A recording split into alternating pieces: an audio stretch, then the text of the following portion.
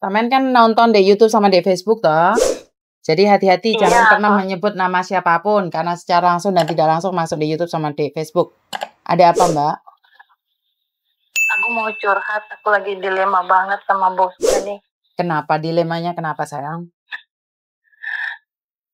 Aku kan kerja di rumah dia ini baru 1 tahun 1 bulan ya. Nah, dulu aku sebelum masuk rumah ini kan buat perjanjian kalau aku setahun pulang cuti. Nah, pas aku setahun dia ngasih aku pulang cuti. Aku cuti itu kan balik nikah ya.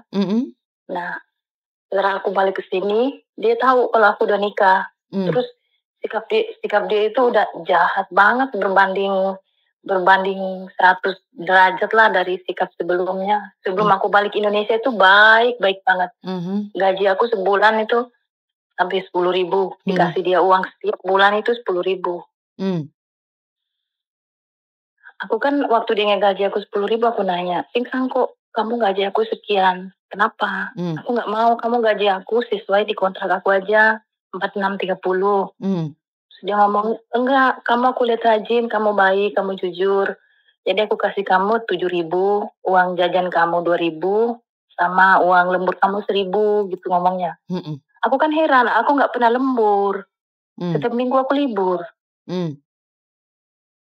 Terus kan aku mikir kok kalau aku nolak dia itu mukanya itu nggak enak dilihat kan. Jadi aku ambil setiap bulannya.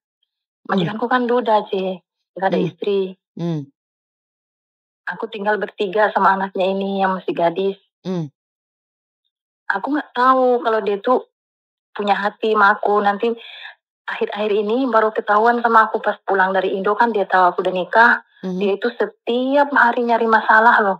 Ada-ada aja yang mau dimarahin, yang nggak masuk akal. Anaknya yang berbuat salah, aku yang dimarahin. Libur pun sekarang aku nggak boleh sama dia, nggak boleh keluar rumah. Terus seminggu ini ya, yang bikin aku kayak takut banget. Aku kan udah nikah ya, Ci. Jadi aku tuh kayak ngejaga diri banget buat nggak itu sama laki-laki lain kan takut. Terus anaknya kan kalau pagi gini kan jam 12 siang itu udah pergi kerja. Pulang itu jam 10 malam, kadang jam 11 malam kan. Jadi di rumah itu otomatis aku cuma berdua sama dia. Nah, dia itu kalau habis makan jam 7 malam, terus dia duduk ngerokok, jam 8 dia mandi. Mandi itu nggak mau tutup pintu. Nggak ditutupnya pintu kamar mandi. Terus kan aku kesana kemari, nggak kasih makan anjing, nyapu. Itu mandi lama banget sambil mainin kontolnya di kamar mandi kan. Ya, aduh gimana sih ngomongnya kan aku lewat-lewat terus kamar mandinya kan dia nggak nutup pintu. Jadi kan kelihatan dia di dalam kamar mandi. Jadi aku 1 minggu ini bener-bener udah kayak takut banget loh. Rumah ini udah kayak apa ya. Jadi kalau dia di rumah itu perasaanku bawaannya takut karena anaknya sehari-hari itu nggak di rumah kerja. Oke, sesuatu yang sangat sulit, tidak mudah, apalagi kamu nggak punya majikan perempuan, kamu cuman sama majikan laki-laki. Jadi Iya. agak repot juga. Tapi kan dia tidak memperlakukan kamu yang tidak senonoh kan? Dia tuh masuk dapur pernah kemarin malam ya. Kan dapurnya kan lempit, terus ada mesin cuci, terus tempat naruh baju kotor kan di samping mesin cuci itu di dapur. Aku lagi nyuci piring tuh. Dia lewat tuh, kontol dia itu diituin di pantatku. Berasa itunya keras banget. Aku tuh sampai gemetaran di dapur, iya. Kenapa sekarang banyak kasus yang majikan ganjen ya? Aku gemetar bukan nafsu apa sama dia, aku takut. Aku kan terus mikirnya, ya ampun aku istrinya orang loh. Terus sekarang itu dia udah ngomong sama aku tadi malam, sekarang kamu aku gaji 5.000 ya. Dia udah nggak mau gaji aku 10.000 karena dia tahu aku udah nikah. Mungkin aku mikirku ya nggak apa-apa bersyukur aja dia masih ngegaji aku kan. Oke, jadi sebelum nikah gaji nggak aku bermasalahin. Sebelum nikah kamu digaji 10.000. 10.000. Setelah nikah kamu cuma digaji 5.000. 5.000. Tapi kamu dalam kontrak ini kamu tidak melakukan apa-apa sama dia kan? Nggak pernah, demi Tuhan nggak pernah. Setelah kamu pulang dari Indonesia dan dia tahu kamu menikah, sikap dia berubah? Iya, berubah. Dan sekarang barangnya dia, terongnya dia disentuh-sentuhin ke kamu gitu? Iya, terus ditunjuk-tunjukin gitu. Dia nunjukin terongnya ke kamu? Iya, di kamar mandi itu sambil, aku kan lewat, pernah kan sekali aku lewat terus nggak sengaja ngelirik ke kamar mandi, namanya pintu nggak ditutup kan. Jadi kamu Terus ada lewat ngelirik di ngambil, pintu mandi, bapakmu lagi main terong? iya, iya. Terus kan dia sambil teriak gitu, Leyum Yuwa Otiu Leya. Ya Hah? ampun, aku sampai, iya ngomongnya kayak gitu. Leyum Yuwa Osion Tiu Leya. Gitu ngomongnya, aku sampai gemetaran dan rumahku keringat dingin, tapi keringat itu kayak biji-biji jagung yang keluar, saking takutnya aku. Ya ampun, aku kan yang takutku gini, orang sini kan pandai memutar balikan fakta, nggak semua orang Hong Kong, cuman aku takutnya, aku kan kerja sini udah 8 tahun, takutku yang kejadian sebenarnya lain, kejadian sebenarnya lain, terus yang dibilangnya lain, aku takutnya gitu, Betul. Jadi sebenarnya kamu ikut majikan ini sudah 8 tahun? Belum, aku ikut dia ini baru 1 tahun, aku pindah kan, aku oke. 8 tahun itu di tempat lain. Oh, yang 8 tahun tempat lain, terus ini majikan baru 1 tahun. Terus kayaknya sekarang sebelum menikah itu dia selalu nunjukin terongnya atau sesudah menikah ini baru dia nunjukin terongnya? Sudah nikah ini. Kalau sebelum itu dia tuh kelihatan baik banget, baik kayak ngerangkul, kayak aku sama anaknya itu nggak dibeda-bedain kan. Oh, kamu Kayak juga sama aja. dirangkul gitu sama majikanmu? Iya. Aku kan sama anaknya seumuran. Anaknya kan 31, aku 30. Oh, bapakmu umur? 64. Oh, oke, sudah asuk-asuk lah. Tapi masih kuat, dia masih kerja. Bukan masalah kuat enggaknya, sayang. Maksud aku adalah kalau umur 64 kan sudah puber yang ketiga gitu loh. Iya, aku nganggap dia bapakku karena seumuran bapakku, dia emang seumuran bapakku. Jadi aku tuh kerja, namanya udah lama ikut orang sini, terus aku pernah ngerawat kakek nenek kan dulu di Yunlong. Jadi aku memperlakukan dia itu kayak orang tua aku sendiri loh. Tapi kamu biasa dipeluk-peluk gitu juga sama dia, karena berpikir bahwa dia adalah menganggap kamu sebagai anaknya, seperti itu? Biasa, sebelum nikah. Biasa, aku pun kalau ulang tahun itu, dia nyium pipi aku kiri kanan, terus selamat ulang tahunnya. Tuh, jadi terus dia ngasih uang bapakmu gitu. pernah nyium kamu waktu sebelum kamu nikah gitu? Iya, waktu ulang tahun pernah dia nyium pipi aku. Sama kayak anaknya kan nyium aku, selamat ulang tahun Cece. Terus dia ikut nyium juga gitu, selamat ulang tahun ya. Terus dia ngasih uang itu di envelope 2.000. Gitu.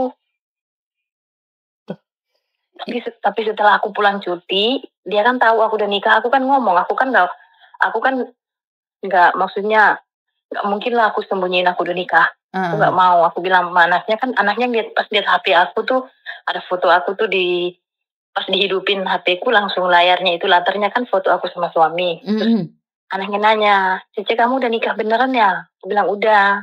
Terus bapaknya langsung cemberut kan. Nah kan udah aku bilang dulu tuh bukan pulang cuti mau lihat ibunya, mau lihat kakak saudara-saudaranya, bukan mau pulang nikah. Dari situ tuh dari malam itu udah kelakuannya itu udah kayak aneh, pokoknya menurut aku aneh, terus menakutkan. Aku bingung. Aku juga bingung, Mbak, mau komen gimana. Soalnya kan kamu masih butuh uang. Kalau kamu nge-break, ya pastinya kamu harus pulang Indonesia dan kamu kehilangan pekerjaanmu dan aku bingung ngomong sama anaknya ini kan baik banget, sayang banget sama aku. Terus kalau aku tiba-tiba keluar, aku bingung mau jelasin ke anak ini alasanku apa. Tapi gini Mbak, sebenarnya satu hal, kamu tidak perlu memikirkan orang lain, kamu tidak perlu memikirkan kebahagiaan orang lain, yang terpenting adalah dirimu dulu. Setelah kamu bisa menyelamatkan dirimu, setelah kamu bisa bahagia, kamu baru bisa membahagiakan orang lain. Pertanyaan saya, kamu masih mau bertahan atau tidak? Kok nggak? 係啊，有間高捷嘅係。你嗰次仲同我講話買機票最好買埋一齊可以係。你間 PT 有兩個會10月1號同日嚟。係。Oke. Kamu kalau masih butuh uang ya bertahan, kalau nggak butuh uang harus pergi sayang, memang itu di zona mulai berbahaya menurutku ya. Iya, Ongan. ya namanya uang ya. Hah? 哥哥問你，你11號其他妹飛過嚟嗰個係幾多個 number？ 乜嘢嘅幾多個 number？ 個妹啊，幾多個 number？ 個 case 幾多個 number？ 唔係我哋㗎，唔係我哋個工人㗎，另外個工人。即係咪經我哋公司？唔係我哋公司。即係個 PT 咁啱有幾多個 number？ 係啊。哦。Iya Mbak. Yang namanya uang ya pasti butuh lah sih, tapi kan aku gini mikirku semalam tuh aku sambil nangis kan ngadu sama suamiku. Terus suamiku ngomong gini, ya udah kalau emang nggak itu pulang aja, kamu nyampe di Indo. Kalau emang masih mau kerja, kamu proses dari Indo. Kamu kan udah sana jadi udah agak gampang dikit kalau nyari majikan kan balik lagi ke sini. Benar. Jadi menurut aku adalah kalau suamimu, keluargamu sudah menyarankan kamu untuk pulang Indonesia, menurut pendapatku ya lebih baik pulang aja. Karena sekali lagi kalau kasus pelecehan itu sangat sulit sekali pembuktiannya. Paham nggak maksudku? Iya. Apalagi terongnya sudah disentuh-sentuhin ke pantat kamu atau disentuhin ke tubuhmu itu udah nggak jelas itu. Udah di pantat itu dia lewat naruh baju itu kan aku padahal udah nyander banget aku di tembok itu di lemari kan biar dia nggak nyentuh aku kan luas dia kan kecil. Dia sengaja dia kan habis mandi nggak pakai celana dalam kerasa kan itunya keras banget di pantatku digesek-gesekin. Nah digesekin kamu nggak pergi? Kamu nggak bilang sih entah nggak gitu? Iya aku bilang Miwa. Aku bilang gitu kan, jangan aku bilang gitu, nanti aku kasih tahu anak kamu loh. Terus dia sambil mukanya itu nggak enak datang ke sini. Terus aku dengar dia teriak-teriak ke kamar, kamu itu aku yang ngambil, kamu itu harus nurut kataku gitu. Oh, kalau masalah pekerjaan iya kamu harus nurut sama majikan. Tapi kalau masalah perterongan itu bukan hak kamu sayang. Itu di luar pekerjaan kamu. Kamu bekerja di situ untuk bekerja, bukan untuk memuaskan nafsu majikan. Jadi kalau memang suamimu sudah menyarankan untuk kamu pulang, menurutku lebih baik kamu pulang saja dan kasih waktu majikan berbicara baik-baik dengan majikan. Kalau kamu terus kayak gini dan aku merasa tidak nyaman, aku akan pulang. Iya, aku mikirku gitu sih. Ntar malam kan anaknya kerja ya, anaknya belum bangun tuh masih di kamar jam 12 dia bangun. Aku mau ngomong baik-baik tapi mau aku rekam itu suara dia. Ya, sebagai bukti. Iya, sekarang ini aja suaramu kerekam kan sebagai bukti bahwa kamu dilecehkan, tapi nggak ada bukti loh, Nduk. Makanya itu pelecehan, pemukulan, penyiksaan itu sangat sulit sekali saat kita disidangkan karena memang kan nggak ada buktinya.